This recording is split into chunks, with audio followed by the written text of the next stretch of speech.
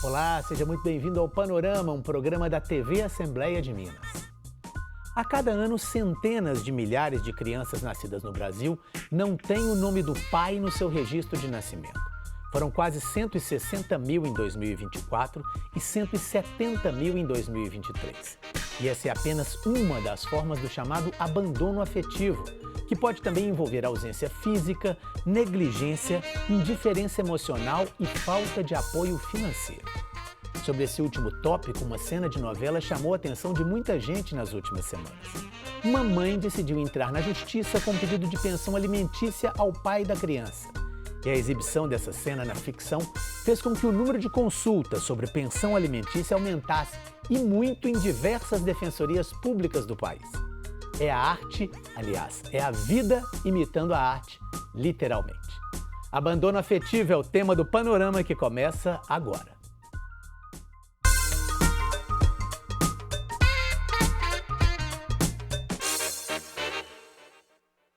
Eu converso com a defensora pública Flávia Marcele Torres Ferreira de Moraes. Flávia, muitíssimo obrigado pela sua presença. A defensoria, né? E eu que agradeço o convite da TV Assembleia. Bom, Flávia, eu queria começar o programa já mostrando alguns números, os dados da Associação Nacional dos Registradores de Pessoas Naturais. Eles mostram o número de nascimentos no país e o número dos registros que não têm o nome do pai nos últimos anos. Olha só para a gente ver ali, ó.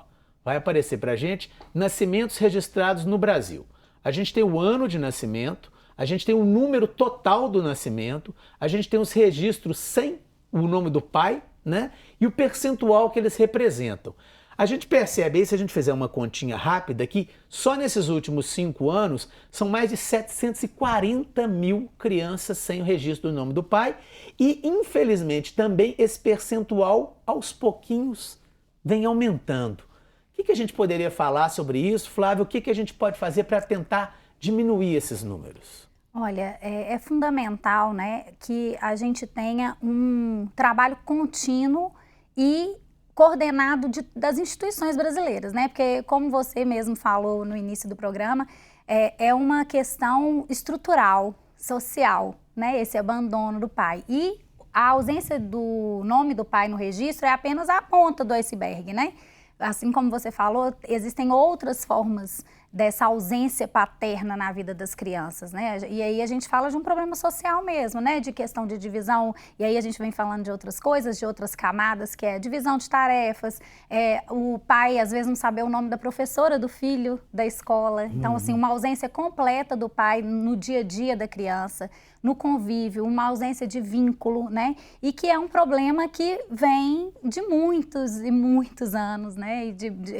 Pois é, e mesmo a gente falando um pouco mais, a gente tratando cada vez mais desse assunto, esses números ainda continuam crescendo aos pouquinhos. O que é possível? O que a gente, né? Eu vejo que há várias tentativas de melhorar isso no nosso país, né? A gente vem falando disso, né? Da importância do pai, porque eu acho que isso tudo vem da gente pensar da importância do pai na vida dessa criança, desse adolescente, na vida do pai, de um ser humano, né? Como é importante você ter alguém que cuide de você, que cuide em vários aspectos, né? Tanto afetivo quanto financeiro, quando a gente fala dos alimentos, da pensão alimentícia, mas também da gente pensar de como é importante a sociedade mudar, né? Então, assim, é uma mudança estrutural e profunda que a gente precisa.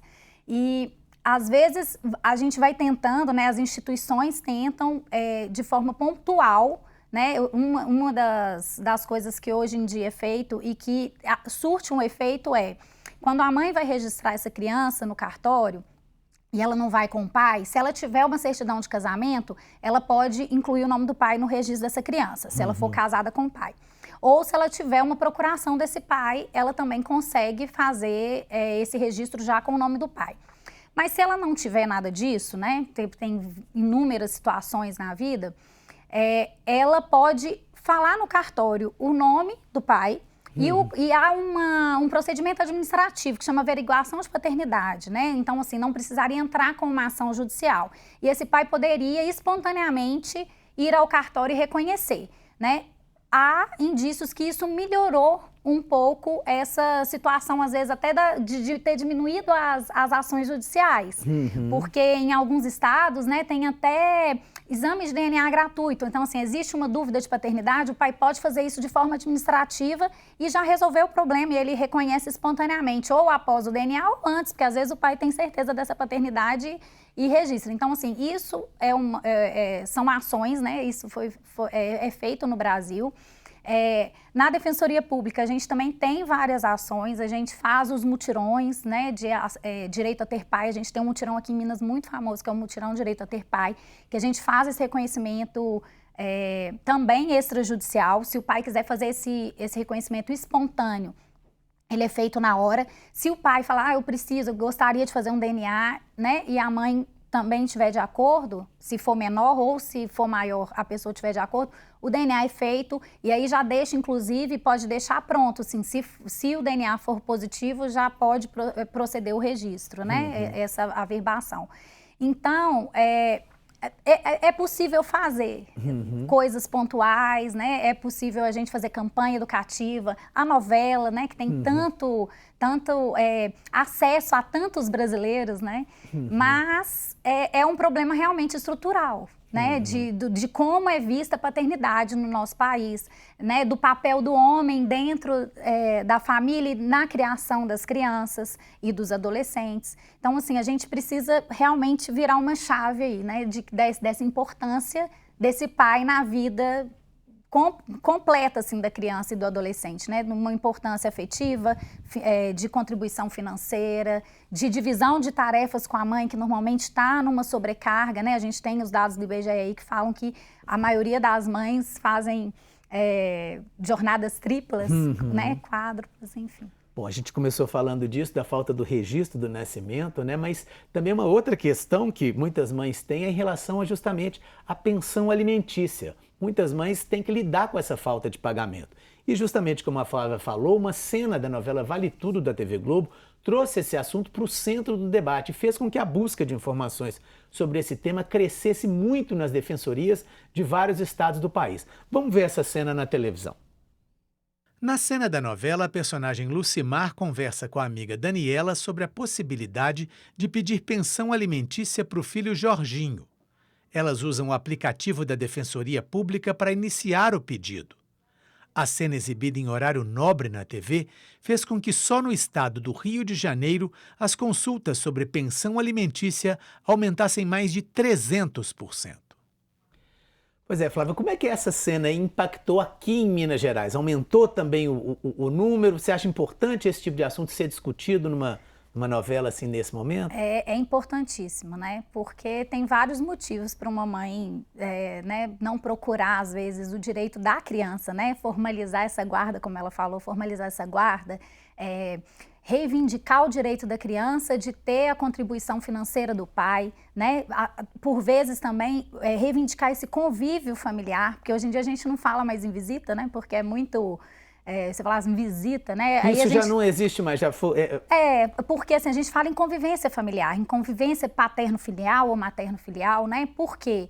Porque é muito mais que isso, né? É uma participação na vida da criança, é um direito da criança, né? E uma visita é uma coisa muito superficial, né? Você pensar que um pai vai ver a criança de 15 em 15 dias, não vai, quando a criança está doente, às vezes nem vai para a visita. Então, se hoje em dia a gente a legislação tem tentado fazer essa virada de chave que eu estava falando antes, que é de mudar essa forma do pai ser visto na relação familiar, mas a gente ainda precisa de um longo caminho, né? Então hoje a gente fala em guarda compartilhada, que é a regra. O que é essa guarda compartilhada? Os dois terem deveres e responsabilidades, né, na divisão de tarefas, nas decisões da vida da criança e do adolescente. A gente fala em direito familiar ao invés de visita, porque assim, você visitar há 15 dias, você não saber nada da vida do seu filho durante a semana. Então, assim, é uma busca da legislação para que a gente consiga mudar um pouco a realidade, mas ainda está longe disso, né? Pois é, essa que é a questão, né? Porque às vezes... Na teoria isso é bonito e é perfeito, mas na prática, quando a gente sai e começa a ouvir casos reais, a gente percebe que não é tão simples assim. Não é simples porque os pais ainda ficam muito presos, às vezes, nos relacionamentos, Sim, né? Então, eles têm a dificuldade de comunicação.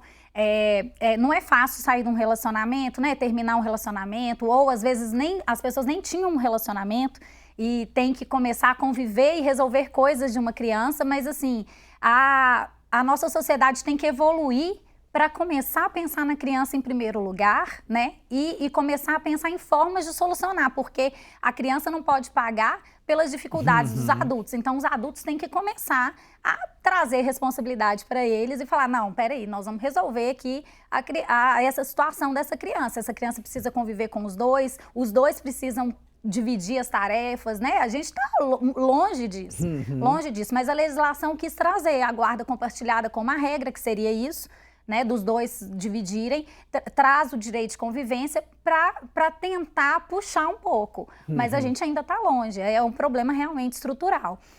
No caso da novela, né, você perguntou sobre a importância de trazer isso, muitas vezes as pessoas não sabem os direitos dela e foi muito legal porque a direção da novela procurou a Defensoria Pública do Rio de Janeiro ano passado para poder fazer esse briefing, né? E por isso que eu acho que teve um volume tão grande de acessos ao aplicativo, porque mostrou o aplicativo real da Defensoria do Rio, a Defensoria Pública auxiliou, tanto para falar dos direitos, como as pessoas acessariam esse direito. Então, realmente, houve um aumento muito grande, né? Lá em São Paulo também foi visto, aqui em Minas não foi visto um aumento tão significativo, mas a gente tem outras formas de acesso à defensoria que talvez também isso já estaria mais facilitado, não sei, né? Então... E qual que, por exemplo, às vezes, pela experiência que você tem, qual que é o motivo? Quando a pessoa chega aí lá, às vezes muitas foram depois de muitos anos, como é o caso da personagem da novela, né, que demorou a tomar essa decisão. Qual que geralmente é a justificativa? O que as mulheres dizem de por que não terem tomado essa decisão antes ou por que hesitar tanto em tomar esse tipo de decisão? Olha, eu acho que é multifatorial, sabe? Tem mulheres que às vezes falam assim, nossa, como ela falou assim, eu não quero, ela fala uma frase tipo assim, eu não quero acabar com a vida, porque a justiça às vezes é vista como isso, né? Assim, vou levar a pessoa à justiça, né? Como as pessoas falam. E tem que mudar a forma, e eu achei muito inteligente a forma, que não é formalizar, né? Está ali, quem tem a guarda, quem tem a responsabilidade, essa guarda vai ser compartilhada, ela vai ser unilateral, como é que vai ser esse direito de convivência, quanto vai ser essa pensão alimentícia para que a pessoa, para que a mãe, às vezes ali naquele caso concreto, que está cuidando da criança, saiba com quanto que ela pode contar ali por mês, porque às vezes muitos pais contribuem, mas contribuem de forma esporádica, o valor que dá, que sobra no mês, no dia que pode, no dia que consegue. Então, assim, quando você formaliza, fica mais certo para a mãe poder, que está ali às vezes no dia a dia, poder contar com aquele valor num dia específico. Então, eu acho que às vezes isso, a pessoa tem esse receio de piorar o relacionamento, que às vezes já não é bom, tanto dela com o pai, quanto da criança também, de prejudicar isso. Eu acho também falta de conhecimento, às vezes, né, ainda acontece. Às vezes uma vulnerabilidade social e econômica que não consegue nenhum acesso, às vezes a pessoa não tem condição de contratar um advogado e não sabe do direito à defensoria pública, às vezes não sabe onde ir, isso ainda acontece. Eu acho que é isso, é multifatorial, sabe? Assim, pensando aqui, eu acho que talvez essas seriam os principais motivos, e às vezes também não acreditar, achar que isso vai ficar formalizado e que na prática não vai resolver. Então, assim, acho que essas são os principais motivos, né? E às vezes falta de tempo também, às vezes a pessoa trabalha e tem toda uma dificuldade. Eu acho que também foi muito inteligente da cena mostrar que às vezes é mais simples do que imagina, né? Aqui na Defensoria a gente tem um atendimento remoto, aqui na Defensoria de Minas também, que você consegue encaminhar sua demanda por e-mail, eles devolvem informando qual a documentação que você precisa, você consegue fazer também esse atendimento remoto, sabe? Então, muitas vezes a pessoa não sabe, e aí ela fala, não, vou perder um dia de trabalho para ir lá, e acaba, a vida vai passando, vai deixando para depois, como a gente deixa várias coisas, né? Pois é. Bom, a Defensoria Pública aqui de Minas, ela tem também um vídeo na internet para orientar os pais sobre a pensão alimentícia. Vamos ver um trecho dele. A pensão alimentícia relaciona-se ao dever de sustento dos pais Esse dever é do pai e da mãe. Quando os pais vivem juntos, esse sustento é normalmente partilhado no dia a dia. Quando não vivem juntos, quem mora com a criança ou adolescente arca com parte das despesas e aquele que não mora paga a pensão alimentícia. Atenção!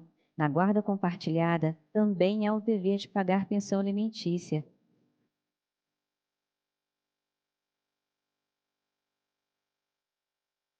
Apesar do nome, a pensão alimentícia ou alimentos não serve apenas para comprar alimentos para criança ou adolescente. A quantia serve para custear despesas relativas à alimentação, roupas, calçados, material, mensalidade de transporte escolar, cursos, inclusive de esportes, remédios e plano de saúde, moradia, água, luz e internet. Flávia, como é que se calcula esse valor? Como é que se chega à conclusão de que, olha, vai ser pago R$ 500, R$ 1.000? Como é que se chega a essa conclusão? Esse é um cálculo que é feito, né? Ou as partes acordam isso entre si e que é o ideal, né? Se a gente for pensar que quando a gente ingressa com uma ação na justiça, o Estado tá intervindo ali dentro de uma família, né? Intervindo qual o valor que vai ser pago de pensão, como que vai ser essa convivência deles, como que vai ser essa guarda, a Defensoria ela preza por uma tentativa das próprias partes chegarem a esse acordo do que vai acontecer na família delas. Então, lá na Defensoria, quando a pessoa ingressa com um pedido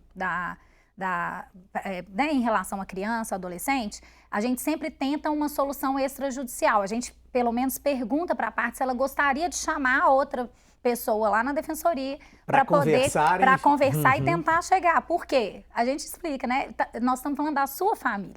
Quanto mais vocês conseguirem decidir, porque vocês vão ter que decidir milhões de outras coisas depois. Então, quanto mais vocês conseguirem decidir juntos, né, com uma comunicação melhor, melhorando essa comunicação, melhor vai ser para a família. Quando não há esse consenso, quando não há essa possibilidade, aí ok, a Defensoria, né, nos casos que vão para a Defensoria Pública, a gente ingressa com uma ação judicial.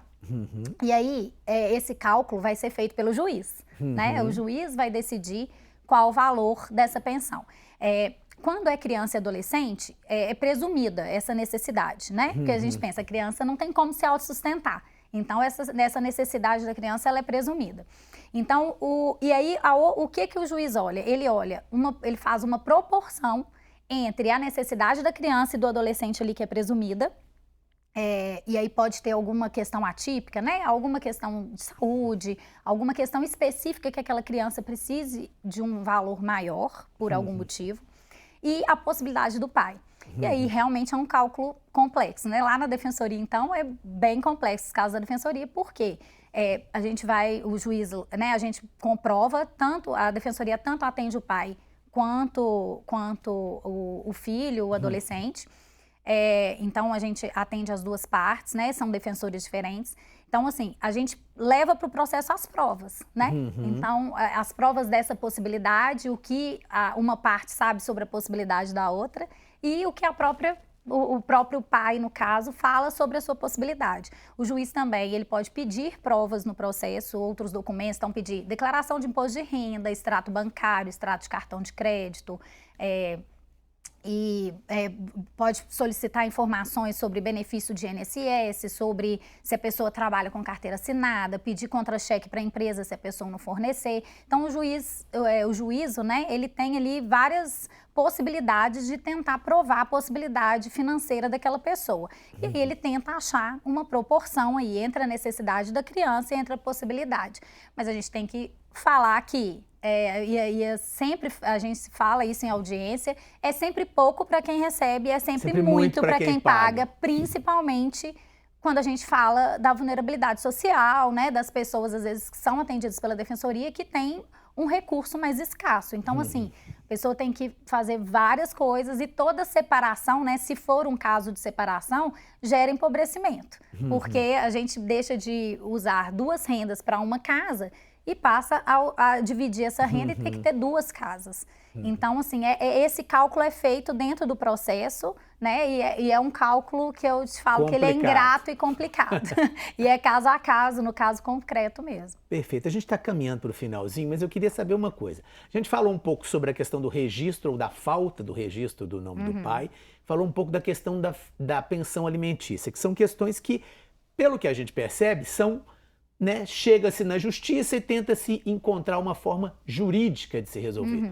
Mas e aquela outra parte que a gente conversou no início, do abandono afetivo, da falta de convivência, da negligência às vezes?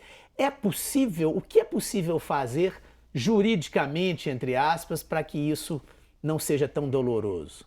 O que acontece é assim, a justiça ela não consegue realmente resolver falta de amor, falta de afeto, falta de vínculo, né? Isso, nenhum juiz tem como obrigar uma pessoa a gostar da outra, a querer estar com a outra, que é o que a gente espera que um pai, né, e uma mãe queiram fazer, né? E amem os filhos e queiram. Então, isso a gente não consegue. O que a gente consegue é entrar com uma ação judicial de dano moral por abandono afetivo.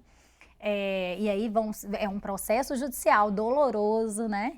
Não é um processo fácil, que você vai lhe demonstrar todas as provas, né? As 2 partes vão comprovar, né? Cada um aí querendo comprovar o que né, deseja ali no processo para poder chegar a uma conclusão se houve ou não um abandono afetivo. Ou seja, e o que você consegue quantificar ali é um valor para a dor que o outro sentiu. Mas a gente não consegue fazer com que a pessoa se sinta responsável, que ela se sinta,